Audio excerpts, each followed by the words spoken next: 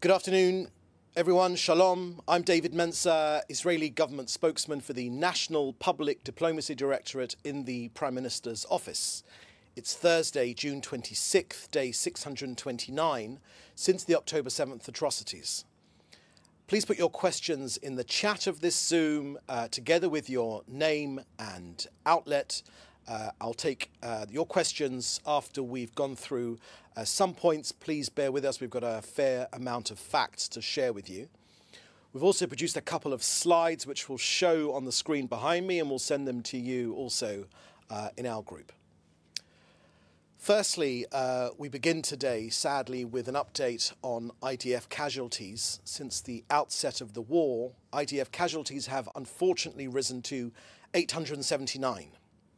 I have the unenviable task to tell you of the passing of Corporal Eitan Zaks.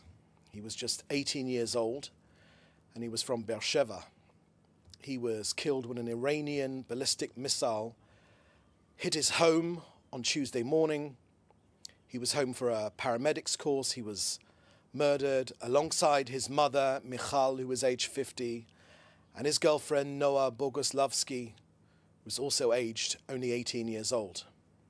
Their neighbor, Noami Shanan, who was 73 years old, was also killed in that Iranian ballistic missile attack on their apartment block in Beersheba. And yesterday, Israel awoke to tragic news of these soldiers who fell in defense of our homeland. Sergeant Shachar Manuav was 21 years old and from Ashkelon. Staff Sergeant Niv Radia was 20 and from El Yachin. Sergeant Mayan Baruch Perlstein was 20 years old and from Eshchar. Sergeant Ronen Shapiro was 19 years old and from Maskeret Batya. Staff Sergeant Ronel Ben Moshe was 20 years old and from Rehovot.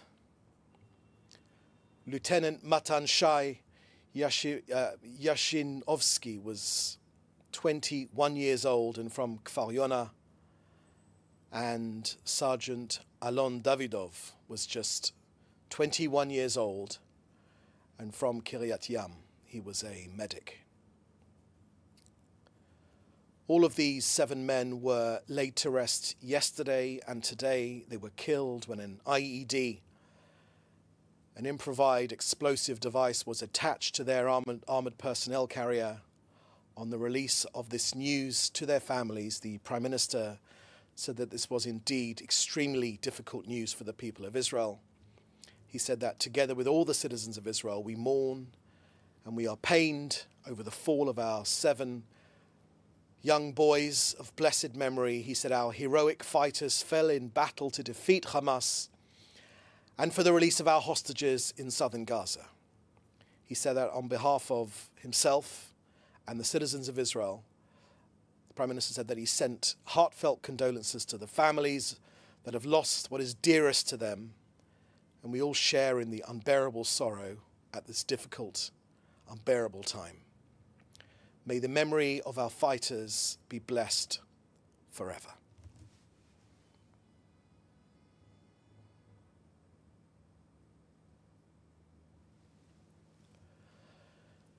Next, I want to share with you the latest information we have of the 12-day Operation Rising Lion. I'll be sharing some facts and figures with you in a moment, but I just want to say a couple of things just before that.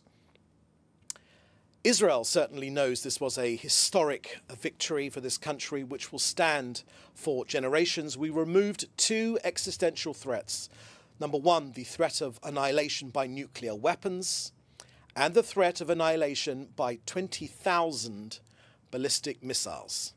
This is a victory for Israel, but it's also a victory for every freedom-loving country in the world. Had Israel not acted, Israel would have soon faced the danger of annihilation. That is what Iran's leaders promised us. When they say it, we believe it. Now, in one strike, in one blow, Israel eliminated Iran's senior command, including 3 chiefs of staff and many other senior officers. In those same moments, Israel eliminated Iran's leading nuclear scientists, those who held knowledge, who led the evil nuclear program and sought to use it to bring upon us destruction and death. We destroyed the main enrichment facility in Natanz, the uranium conversion plant in Isfahan, and the heavy water installation in Arak. And of course, our friend, President Donald J. Trump, stood alongside this country, alongside our Prime Minister, in an unprecedented manner.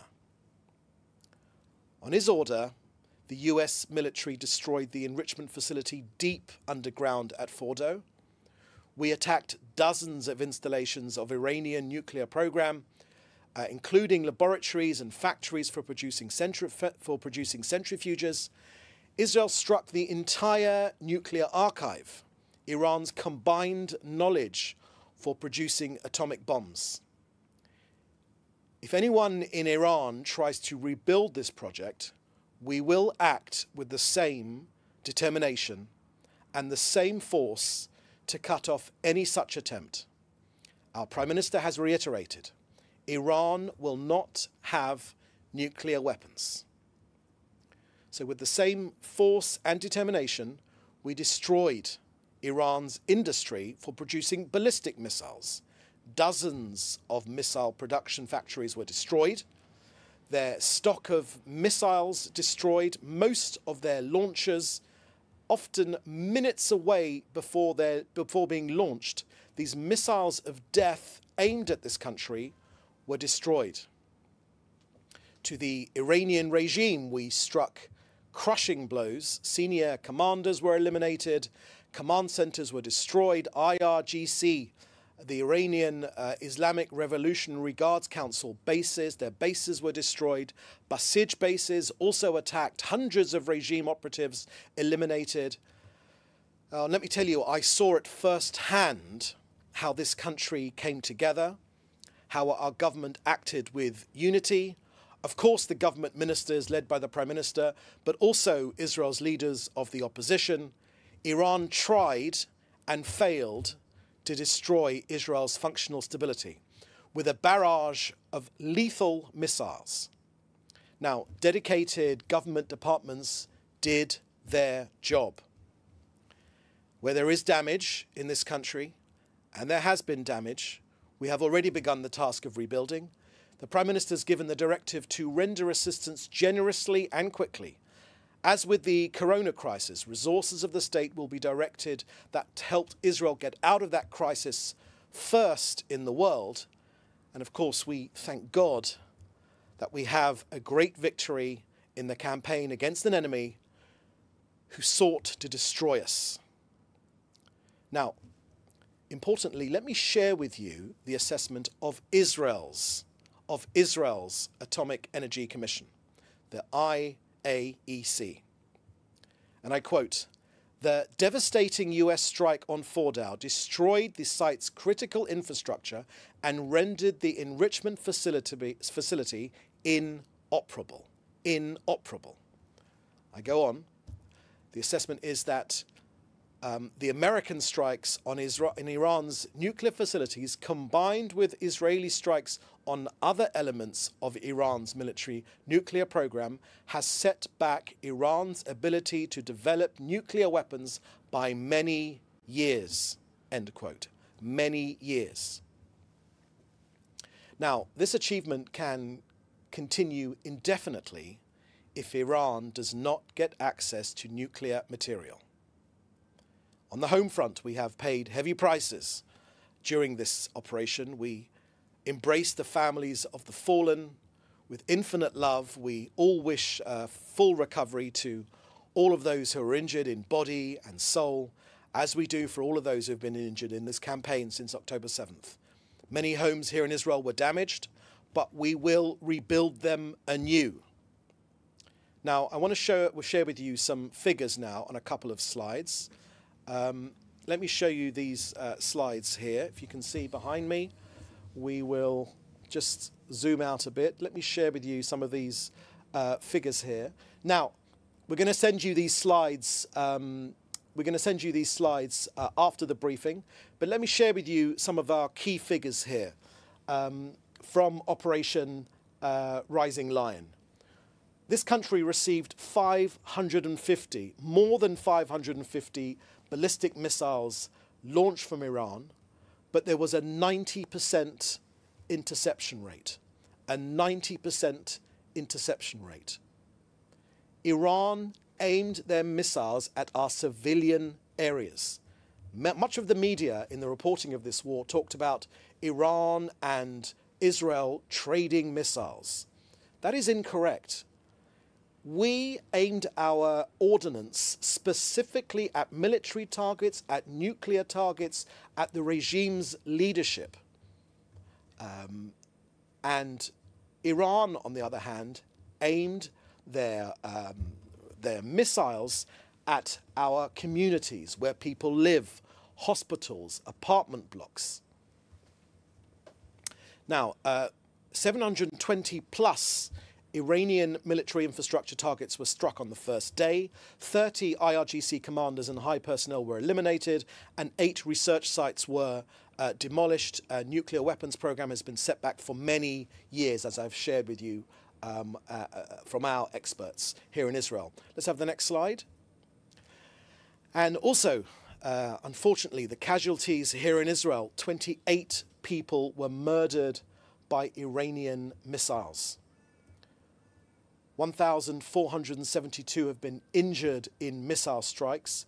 15,500 Israelis were displaced from their homes. And there's been damage and there have been claims for 41,000. There have been 41,000 claims to our tax authority for compensation because of these strikes. And as you know, as it has been reported, there have been missiles which were fired, which our defensive systems were not able to hit, although 90%, which is a phenomenal figure, thank God, were shot out of the sky. But still, missiles hit Tel Aviv, Beersheba, Haifa, Bat Yam, and a couple of other places as well.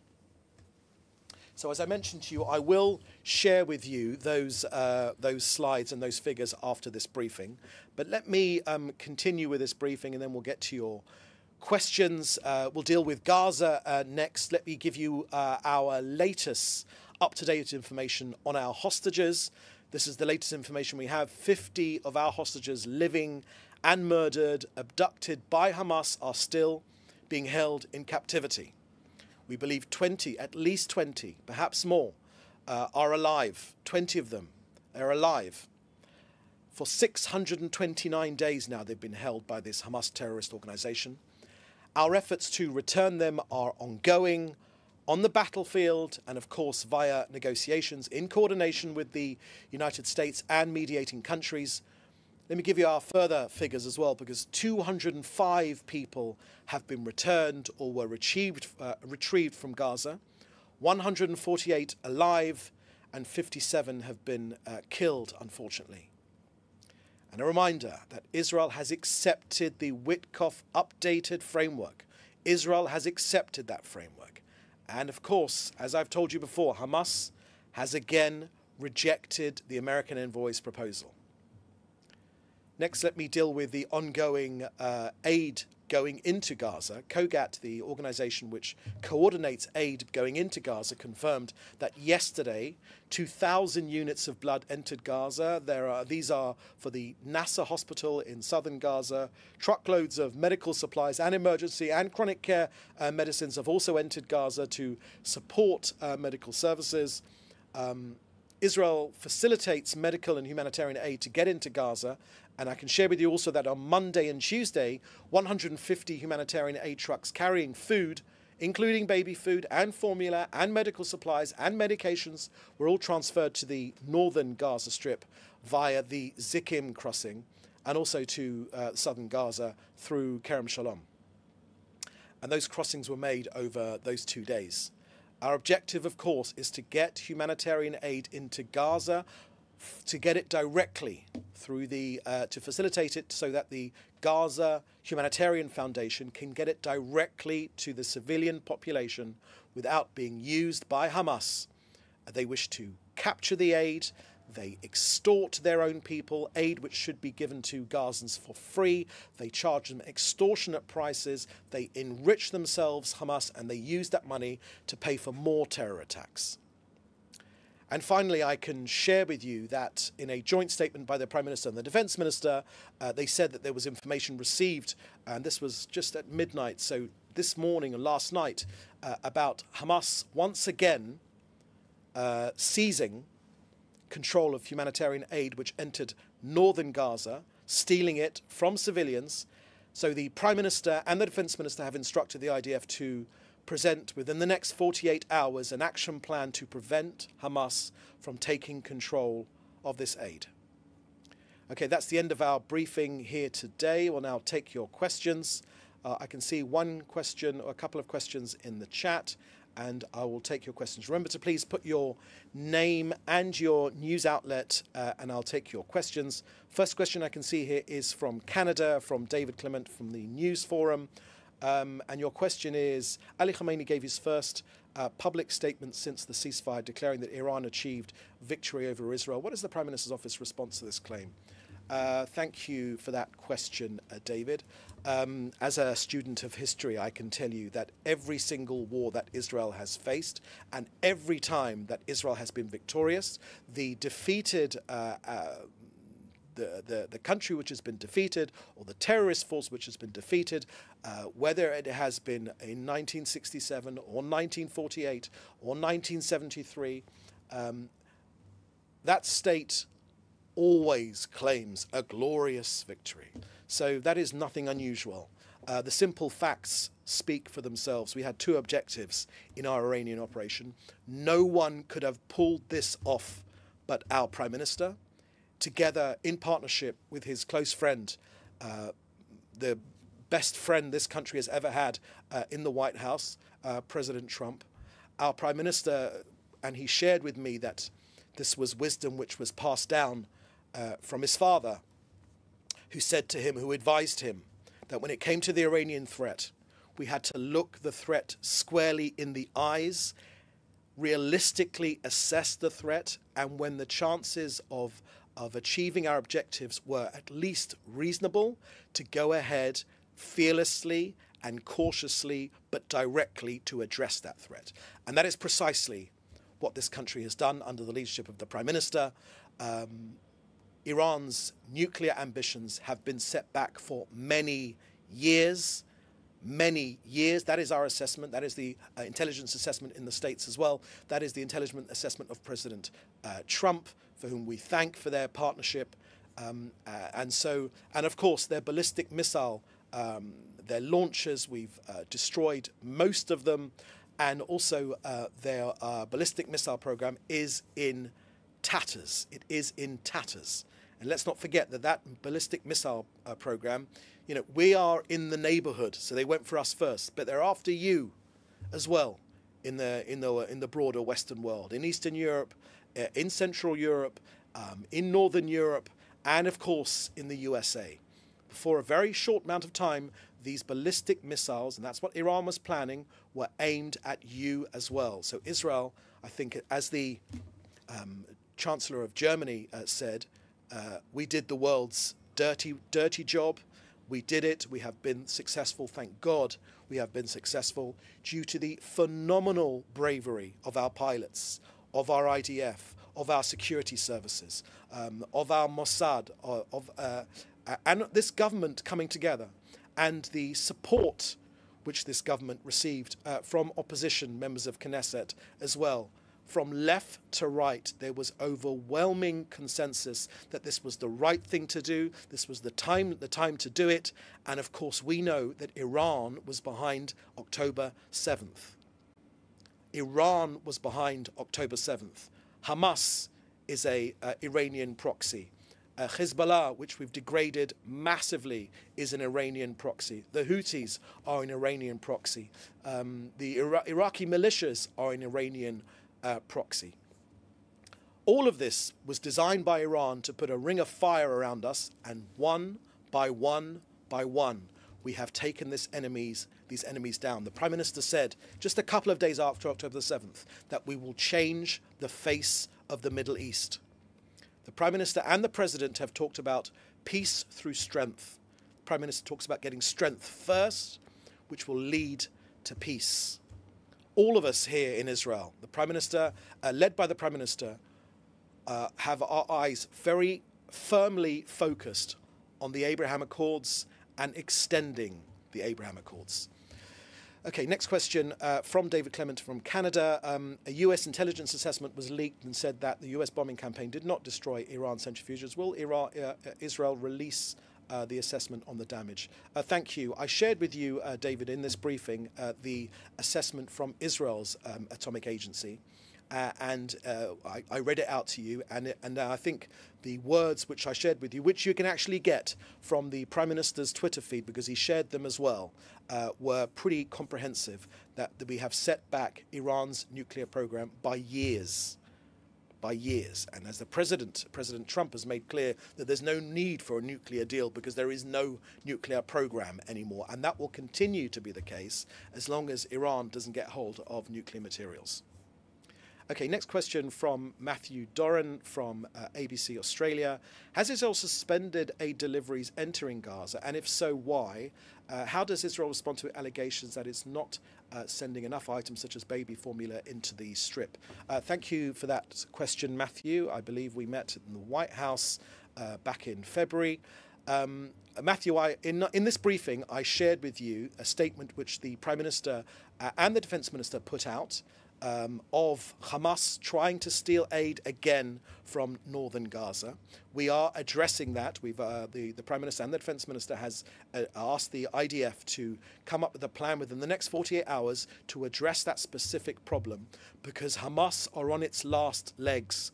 We know that they're on its last legs. They are desperate to get hold of this aid so they can extort their people, enrich themselves and pay for more suicide, for more terrorist attacks on this country. And we will not let them do that. Through facilitating the new Gaza Humanitarian Foundation, we are getting aid. Millions upon millions upon millions of meals are being handed directly to Palestinian families. Millions upon millions upon millions of meals, getting it out of the hands of Hamas.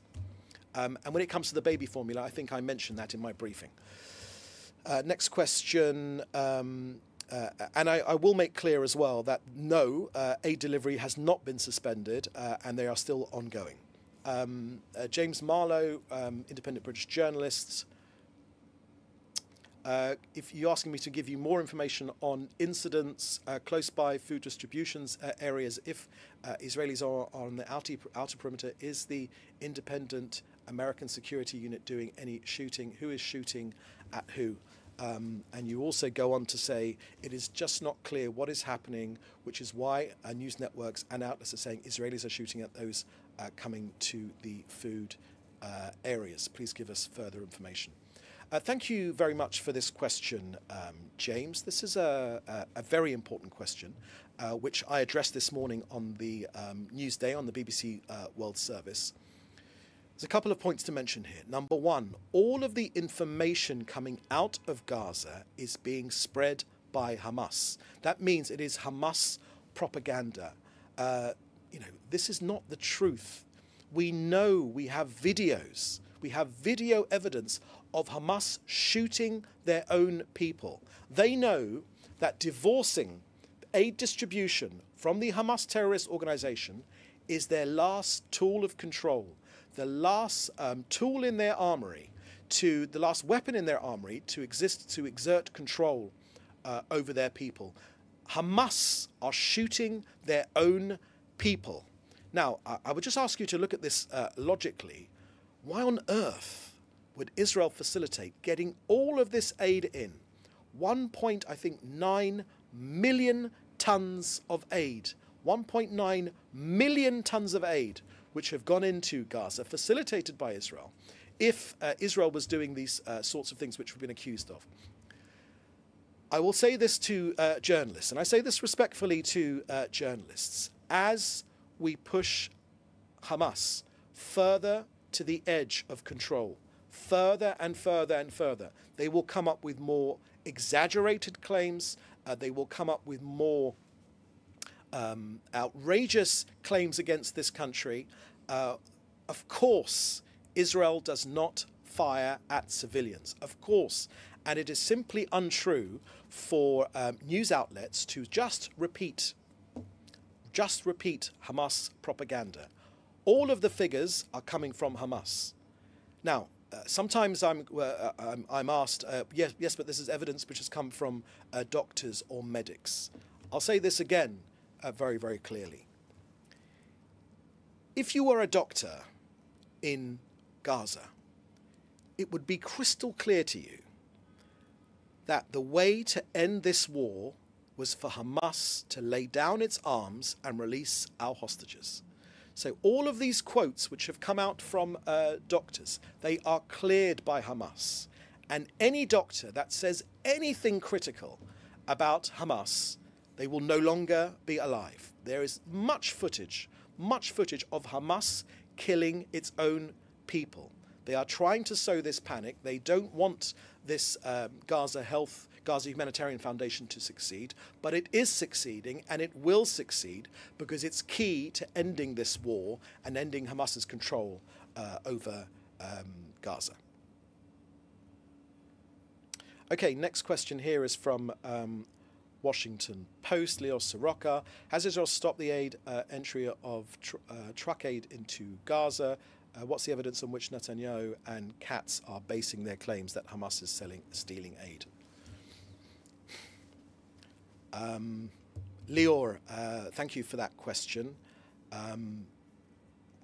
You know, there is so much evidence, and I'm surprised that all these months into this war, you still don't think, you're still asking for evidence of Hamas stealing the aid. There was one particular incident which the Prime Minister and the Defence Minister shared this around midnight last night. They put out a statement of Hamas stealing this aid. So that's why we are the army has been asked to come up with a plan in the statement which the Prime Minister put out this morning, which you can read for yourself. And it is well known, even within United Nations reports, of Hamas stealing aid. Of course, that's their source of income to a large extent. You know, once we are divorcing these two things, Hamas, the terrorist organization, and aid distribution. Okay, next. And of course, aid still goes in from the south. Next question from Leo Soroka. Is Israel planning to send a delegation to Cairo for indirect talks with Hamas over a deal for a ceasefire in Gaza? Thank you for that question, Lior. I haven't got anything to add to that question apart from what I said in my briefing, which is Israel has agreed to the Witkoff proposal and is prepared to enter negotiations. But when we have something more to share with you on that, including our negotiators going to different places to try and secure the release of our hostages, I will share it with you. But that said, the Prime Minister has confirmed we are interested in coming we want our hostages home, and we are prepared to do that on the battlefield and through negotiations. Okay, is that the last question? That looks like the last question. Okay, my friends, thank you for joining us today. Please do stay safe. I will send the figures which were behind me on the screen behind me in the group to give you some of those details. In the meantime, you can contact us for interviews or for any other information, which and if we can help, we certainly will. In the meantime, do please stay safe, and we'll see you next time. Thank you. Bye-bye.